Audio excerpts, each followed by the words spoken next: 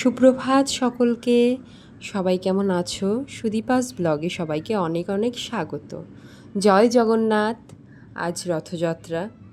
রথ টানা নিয়ে অনেকের অনেক অভিজ্ঞতা আছে বা ছোটোবেলার স্মৃতি জড়িয়ে আছে। আমাদের এখানে বড় স্কুল মাঠে রথের অনুষ্ঠান হয়, মানে রথ টানা হয়, অনেক বছর ধরেই রথ বেরোয়।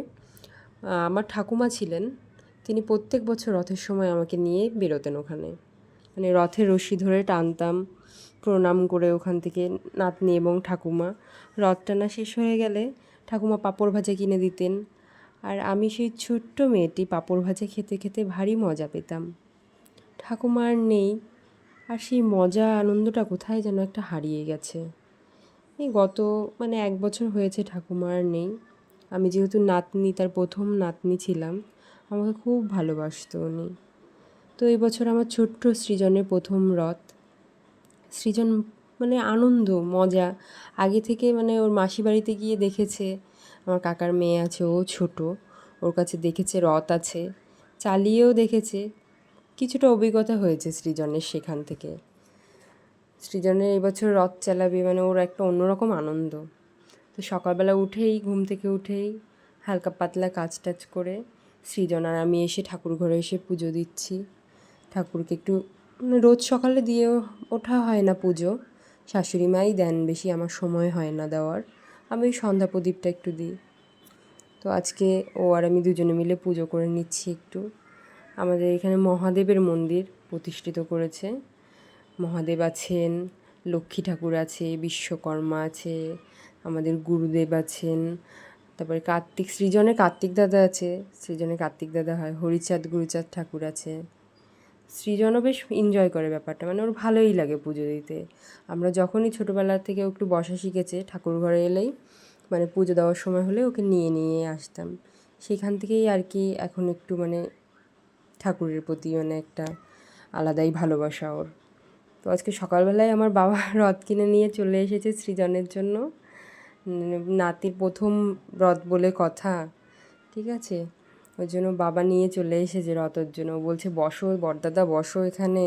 হ্যাঁ, ওর বাবাকে ঠাকুর দেখাচ্ছে, জগন্নাথ ঠাকুর, জয় জগন্নাথ বলে বলে চিল্লাচ্ছে জোরে জোরে। সেটা তোমার শুনতে পারলে না তোমরা। আর এখানে দিদুনের কাছ থেকে গপু দাদাকেও নিয়ে এসছে, গপু দাদাকেও রথে নেবে আর কি। সকালবেলায় রথ টথ রেখে দিয়ে ঘর দুয়ার গুছিয়ে নিয়ে ওর বাবাও অনেকক্ষণ আগেই উঠেছে ঘুম থেকে। ও আজকে সকাল সকাল উঠে গেছে। আজকে রোজ ওঠে 8টার সময়, আজকে সকাল সকালই উঠে গেছে। এদিকে বাবা ছেলেতে গল্প টল্প করে, ব্রাশ ট্রাশ করা হয়ে গেছে। এদিকে আমার রান্নাবান্না কমপ্লিট হয়ে গেছে। রান্না টান্না করে বরমশাইকে একটু খাইয়ে দিলাম, তারপরে বাসন টাসনগুলো ধুয়ে মেজে পরিষ্কার করে নিলাম। সবই ঠিক আছে। সৃজনের এবার প্রথম রথ, কিন্তু একটা জিনিস একটু খারাপ লাগছিল, একটু বলতে খুবই খারাপ লাগছিল, ওর বাবা ওকে নিয়ে একটু বেরোতে পারলো না এবছর। ঠাকুরের আশীর্বাদে সামনের বছর বেরোবে। বিকাল হয়ে গেছে, বিকালবেলা রথ টথ সাজিয়েছি, আমার হাতে এখন আঠা ঠাঠা লেগে আছে আর কি। সৃজনকে রেডি করে দিচ্ছি, সৃজনকেও ঠাম্মি নিয়ে বেরোবে। রথ ওইদিকে সাজানো কমপ্লিট, আমি সাজিয়েছি, ওর বাবা সুস্থ থাকলে ওর বাবাই সাজাতো, কিন্তু আমি সাজিয়ে দিয়েছি এবছর, হালকা পাতলা যেটুকু পেরেছি সাজিয়েছি।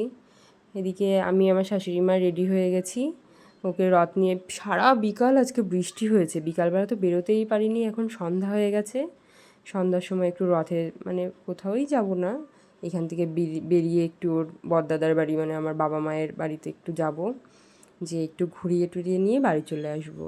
গোপাল দাদার জন্য লাড্ডু এনেছি, আর জগন্নাথ দেবকে দিচ্ছি একটু গুজিয়া। সৃজন বলছে মা ঠাকুরকে খাওয়াবো, ঠাকুরকে খাওয়াবো। আমি যে খাওয়াও, তোমার ঠাকুরকে তুমি একটু খাওয়াও।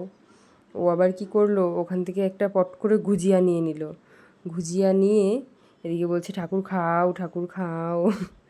এবার গোপাল দাদাকে খাওয়াতে যাচ্ছে, বলছে গোপাল দাদা খাও। এদিকে ওকে শেখানো লাগে না কোনো কিছু, একা একাই এক্সপার্ট। জয় জগন্নাথ বলো সৃজন, বলো জয় জগন্নাথ, বলো। ধরতে হয়, ধরে টানতে হয়, দড়ি ধরে টানতে হয়। এবার বলো জয় জগন্নাথ। এদিকে ঠাম্মি আর নাতি নাতি বেরিয়ে পড়েছে দুজনে মিলে রথ নিয়ে। রথ নিয়ে রাস্তার দিকে যাওয়ার জন্য মানে ভীষণ ব্যস্ত। সৃজন একটুখানি টেনেই বলছে আমি বাইরে যাবো বাইরে যাবো, মানে বাইরে রাস্তায় কতক্ষণে বেরোবে এরকম একটা ব্যাপার। তা আমাদের ওখান থেকে চালিয়ে টালিয়ে এসে আমার বাবা এসেছিলো, এসে আবার সৃজনকে নিয়ে গেল। পাশে একটা ছোট্ট বুনু এসে ও একটু রথ টেনে গেল, মানে সৃজনের বুনু। এদিকে আমি বাড়িতে চলে এসেছি, বাবা একটু জিলিপি আর পাঁপড় আনলো, খেলাম। এদিকে আমার সৃজনের মাসিমণি বসে আছে, ঘুরু টুরু করে বাড়িতে চলে এলাম। সৃজনের বাবাও একটু পাঁপড় খেয়ে নিল। ব্যাস আজকে এইটুকুই। ভালো লাগলে লাইক, কমেন্ট অ্যান্ড সাবস্ক্রাইব। আমাকে একটু খাইয়ে দিল।